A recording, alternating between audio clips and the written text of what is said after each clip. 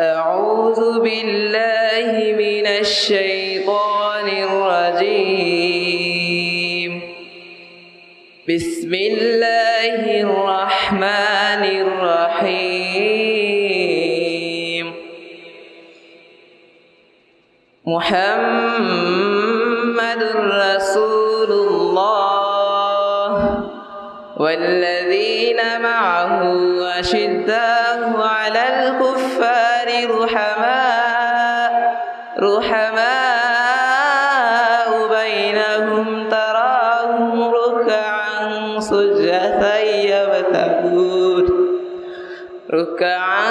سجدا يبتغون فضلا من الله ورضوانا سيماهم في وجوههم من أثر السجود ذلك مثلهم في التوراة ومثلهم في الإنجيل كزرع أخرج شطأه فآزره فاستغلظ فاستوى على سوقه يعجب الضراع ليغيظ بهم الكفار وعد الله الذين آمنوا وعملوا الصالحات منهم مغفرة وأجرا عظيما صدق الله العظيم। উদ্যোগে তাদের বাচ্চাদেরকে উন্নতর তারা মুসলমান করাইবেন, আর এক সপ্তাহ পরে আমরা তাদেরকে আবার ডাক দিব এখানে কি অবস্থা তাদের মুসলমানের, কিভাবে হলো বা হলো না এই বিষয়ে আমরা জানবো ইনশাআল্লাহ। আর সবচেয়ে বড় বিষয় হইল গিয়া এই যে সুন্নতে মুসলমানই আমরা সকলেই জানি, মুসলমানের যখন কোনো বাচ্চার হয়, আমাদের গাঁও গ্রামের একটা কথা আছে, বাচ্চা সুন্দর হয়, বাচ্চা বড় হয়, বাচ্চা রোগমুক্ত হয়। এটা গাঁও গ্রামের কথা না, এটা কোরআন এবং হাদিসের কথা। এটার উপরে আমরা আমল করেই এই সিদ্ধান্ত নিয়েছি মুসলমানে করাইবার জন্য। আর বিশেষ করে আরও উদ্দেশ্য হলো গিয়ে আমাদের বড় ভাই, আমাদের মাথার তাজ, তিনি আজকে দুনিয়াতে নাই, ওনার ইসালে সওয়াব উপলক্ষে। আর এলাকার যত মুর্দেগান এই এলাকা থেকে যারা বিদায় নিয়েছেন তাদের ইসালে সওয়াব এবং আত্মার মাগফিরাতের জন্য আজকে আমাদের এই অনুষ্ঠান। আল্লাহ সুবহানাহু ওয়া তাআলা যেন আমাদের এই অনুষ্ঠানকে কবুল করেন এবং আমাদের প্রাণ প্রিয় বড় ভাই আজকে যার উসিলায় এই মাদ্রাসায় আমরা বসতে পেরেছি, আর যার কথা মনে না হলেই হয়, এই মাজার কমপ্লেক্সকে যিনি সাজাইয়াছেন আলহাজ মুহিবুর রহমান চাষি আজকে দুনিয়ার মধ্যে নাই। আল্লাহর বন্দার মাধ্যমে এবং আমাদের সামনে উপবিষ্ট আমাদের এই মাদ্রাসার সভাপতি জনাব আমাদের বড় ভাই আব্দুল গনি মাস্টার সাহেব, উনার পরিশ্রমের কারণে আজকে এই বাগান সাজছে। আর না হয়তো এখানে এই বাগান সাজতো না, এই মাদ্রাসা হতো না। এই জন্য আমরা মুহিবুর রহমান চাষির আত্মার মাগফিরাত কামনা করি, আমাদের নান্না ভাইয়ের আত্মার মাগফিরাত করি। তাদের পরিশ্রমের কারণে, বুদ্ধির কারণে আজকের এই বাগান এত সুন্দর হয়েছে। যদি তারা এই পরিশ্রম না দিতেন, বুদ্ধি না হাঁটাইতেন, টাকা খরচ না করতেন, তাহলে এখানে মাজার হওয়া সম্ভব আছিল না। মাজারের উসিলে এখানে মাদ্রাসা হয়েছে। শুধু এখানে মাদ্রাসা নাই, হযরত আজম শাহ রহমতুল্লাহি আলাইহির আরেকটি মাদ্রাসা আছে ওনার নাম অনুসারে, বারমর্দন, যেখানে সাইফুর রহমান আজকে দুনিয়াতে নাই। আল্লাহ তাআলা ওনার কবরে জান্নাতের বাগান বানায়া দিন। ওনার আব্বা জনাব গফুর মিয়া সাহেবের মাধ্যমে গয়গড় পূজার মসজিদের পাশেই 3তলা বিল্ডিং এর একটি মাদ্রাসা আছে। এই মাদ্রাসার নামটা হলো গিয়া হযরত শাহ আজম রহমতুল্লাহি আলাইহি ও হাসান আলী হাফিজিয়া মাদ্রাসা। আজম শাহর সাথে হাসান আলী রহমতুল্লাহি আলাইহি খুব গভীর সম্পর্ক ছিল। এই জন্য গয়গড়বাসী আজম শাহকে স্মরণ করেছেন, হাসান আলীকে স্মরণ করিয়া একটি মাদ্রাসা তারা করেছেন। 3তলা বিল্ডিং দিয়ে, প্রথম তলা কাজ সম্পন্ন। এখানে প্রায় 30-35 ছাত্র আছে। আল্লাহর কোরআনের এই খেদমত সব সময় হচ্ছে। আমাদের সদ্য সাবেক চেয়ারম্যান ওই মাদ্রাসায় সম্ভবত গেছেন অডিটে, কারণ হলো গিয়ে উনি কমলগঞ্জ থানা এই লতিফিয়া হিফজুল কুরআন বোর্ডের সভাপতির সুবাদে অডিটে হয়তো এই মাদ্রাসায় তিনি গেছেন, এই মাদ্রাসা দেখছেন, গয়গড় পূজার মসজিদ দেখছেন, গয়গড় এলাকা দেখছেন।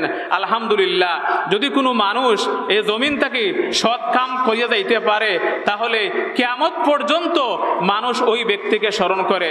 আর যদি কোনো মানুষ এই জমিন থেকে ভালো কাম করতে পারে না, তাহলে মারা যাওয়ার 3 দিন পরে এই মানুষকে মানুষ কি করে না, স্মরণ রাখতে পারে না। এই জন্য আমাদের সিদ্ধান্ত হলো গিয়া যতদিন আমরা বাঁচব কুরআন এবং হাদিস মোতাবেক আমাদের জীবন চালাইব। তাহলে কি লাভ হবে? কিয়ামত পর্যন্ত মানুষ আমাদেরকে স্মরণ করবে। কি দ্বারা স্মরণ করবে? মসজিদের খেদমত দ্বারা স্মরণ করবে, মাদ্রাসার খেদমত দ্বারা স্মরণ করবে, এতিমখানার খেদমত দ্বারা স্মরণ করবে। মানুষ বলবে এই মসজিদটা ওনার কারণে হয়েছে, মানুষ বলবে এই মাদ্রাসা ওনার কারণে হয়েছে। আলহামদুলিল্লাহ, আমাদের অনুষ্ঠানের আজকে বিশেষ অতিথি কমলগঞ্জ পৌরসভার সাবেক প্যানেল মেয়র জনাব আনোয়ার হোসেন সাহেব আমাদের অনুষ্ঠানে এসেছেন। ওনাকে আমরা আমাদের অনুষ্ঠানে বিশেষ অতিথির আসন গ্রহণ করার জন্য আমরা বিশেষভাবে আহ্বান করছি। তো সম্মানিত হাজিরিন, এই জন্য আমরা যতদিন এই পৃথিবীর জমিনে থাকবো আমরা মসজিদ এবং মাদ্রাসা এবং এতিমখানার সমস্ত খেদমত, সম্মানিত হাজিরিন, এই মাদ্রাসায় আপনারা জানেন 20 জন ছাত্র লেখাপড়া করে। কেউর বাড়ি হবিগঞ্জে, কেউর বাড়ি রাজনগর, কেউর বাড়ি মৌলভীবাজার, কেউর বাড়ি কুলাউড়া। আল্লাহর মেহেরবানি, এলাকার সহযোগিতায়, এলাকার মুরব্বীদের সহযোগিতায়, লজিংয়ের মাধ্যমে এই এলাকায় প্রায় 20 জন ছাত্র লেখাপড়া করে। আমি সব সময় বলি যে ছাত্র এই এলাকার মধ্যে ক্যারাম বোর্ড খেলার কথা ছিল, তাস খেলার কথা ছিল, এলাকার দোকানে দোকানে টেলিভিশন দেখার কথা ছিল। আল্লাহর মেহেরবানি দিন রাত 24 ঘন্টা আমাদের হাবিব সাহেবের মাধ্যমে সকাল থেকে নিয়ে একদম রাত পর্যন্ত, গভীর রাত পর্যন্ত 20 জন ছাত্র এখানে লেখাপড়া করে। সর্বোচ্চ যে ছাত্র এখানে লেখাপড়া করে তার সব হলো গিয়ে 26 পাড়ায়। আমাদের মাদ্রাসা কিন্তু নতুন, আমাদের এলাকা নতুন, আমরা এলাকা কিন্তু পুরাতন, কিন্তু মাদ্রাসার জন্য আমাদের এলাকা নতুন। এলাকার সহযোগিতায়, মুরব্বিয়ানে কেরামদের সহযোগিতায় এই যে বাচ্চারা দিন রাত 24 ঘন্টা আল্লাহর কালাম তেলাওয়াত করে, এই তেলাওয়াতের উসিলায় আমাদের বিশ্বাস এই মাদ্রাসা যারা করেছেন, এই মাজার যারা প্রতিষ্ঠা করেছেন, এই যে ইসলামিক দ্বীনী প্রতিষ্ঠান যারা সহযোগিতা করেছেন, যারা আজকে দুনিয়ার মধ্যে নাই, অবশ্যই আমাদের বিশ্বাস এই ছাত্রদের তেলাওয়াত তাদের কবরের মধ্যে যাচ্ছে। বিশেষ করে আজকে আমাদের বড় ভাই নাই, এনু দিন রাত পরিশ্রম করে এই মাদ্রাসা প্রতিষ্ঠা করেছেন, সাথে যারা ছিলেন তারাও পরিশ্রম করেছেন। আজকে বড় ভাইয়া নাই, উনি কবর থেকে দেখতেছেন। আজম শাহ রহমতুল্লাহ আলাইহি নাই, কবর থেকে দেখতেছেন। আব্বাজি নাই, কবর থেকে দেখতেছেন। আরো এলাকার যারা মুরব্বিয়ানে কেরাম যারা দুনিয়ার মধ্যে নাই, এই ছাত্ররা লেখাপড়া করতেছে, তারা কবর থেকে দেখতেছেন এবং কবরের মধ্যে তাদের সব যাচ্ছে।